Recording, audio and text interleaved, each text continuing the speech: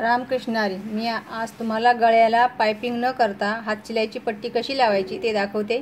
कारण की नवीन शिकणाऱ्यांना पाइपिंग येत नसते, त्याच्यामुळे त्यांनी पाइपिंग न करता हात शिलाईची पट्टी कशी लावायची ते मी तुम्हाला दाखवते। पण पाइपिंगचे सुद्धा तुम्ही सराव केला पाहिजे तरच तुम्ही पाइपिंग करू शकता। तर पाइपिंगचा सराव केला नाही तर मग पाइपिंग करू शकणार नाहीत तुम्ही व्यवस्थित। पण तुम्हाला आता घाईघाईत जर ब्लाऊज शिवायचा असेल तर काय करायचं, तर तुम्हाला मी ही हात शिलाईची पट्टी कशी लावायची ते लावून दाखवते। हे मी कटिंग करून घेतलेला आहे गळा, आणि त्याच्यासाठी आपण अर्धा इंच आणि वर थोडेसे एक सुताची अशी एक सरळ पट्टी कापायची आहे, आणि एक साइडला आपल्याला त्याला किनारी थोडीशी शिलाई मारून घ्यायची। ती मी घेतलेली आहे। हे बघा अशी शिलाई मारलेली आहे, ही व्यवस्थित थोडीशी एकदम छोटीशी मारलेली आहे शिलाई। आणि तुम्ही आता ही जॉईन करून दाखवते मी तुम्हाला। एकदम सोपी पद्धत आहे आणि फास्ट मध्ये होत असते ती। हे बघा हे अर्धा इंच आहे, हे पुढे सोडायचं असं, आणि पट्टी ही उलटी ठेवायची आपण। ही उलटी आहे बघा, ही बाजू सरळ आहे, तर सरळ बाजू आपण अशी ह्याच्यावर ठेवायची। खालच्या साईडने गेलेली आहे ही सरळ बाजू, आणि ही उलटी बाजू आहे। अशी शिलाई मारायची आहे।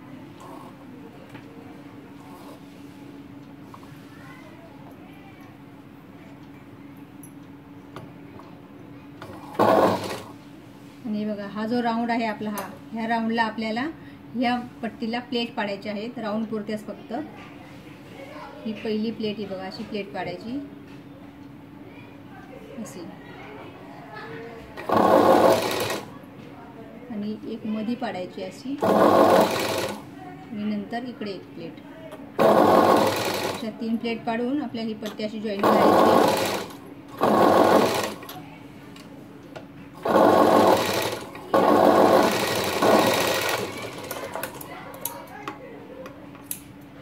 असं मध्ये कट मारायचा थोडा थोडा, कारण की राऊंड आहे, सरळ पट्टी आहे। कारण ही पट्टी जी आपण काढली ती सरळ काढलेली आहे, क्रॉसमध्ये नाही काढलेली। पाइपिंगची पट्टी आपण क्रॉसमध्ये काढतो आणि हात शिलाईची पट्टी सरळ काढतो। आणि बघा आता हे असं फोल्ड करायचं, आणि इकडे साईडला शिलाई मारून घ्यायची।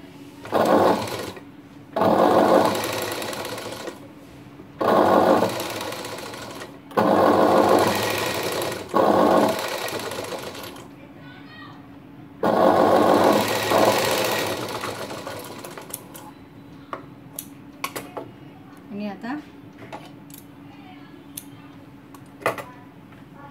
हे आपण पुढे सोडलेला कपडा होता तो असा फोल्ड करायचा, आणि हे आतमध्ये असं मुडकायचं, आणि वरून एक शिलाई मारायची।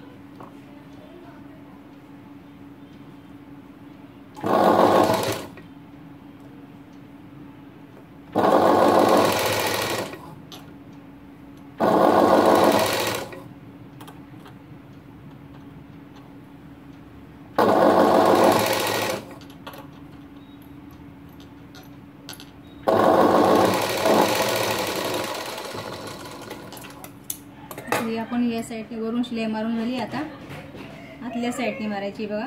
हे अशा प्रकारे ही साईडने आपण परत मारून घ्यायची। तुम्ही इथं हात शिलाई पण करू शकता,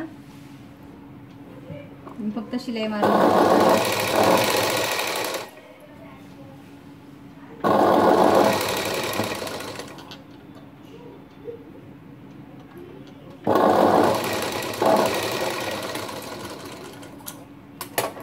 तर बघा अशा प्रकारे ही आपली शिलाई मारून झालेली आहे, आणि एकदम छान आणि मस्त फिनिशिंग दिसते। हे बघा गळा पण व्यवस्थित दिसतो हा।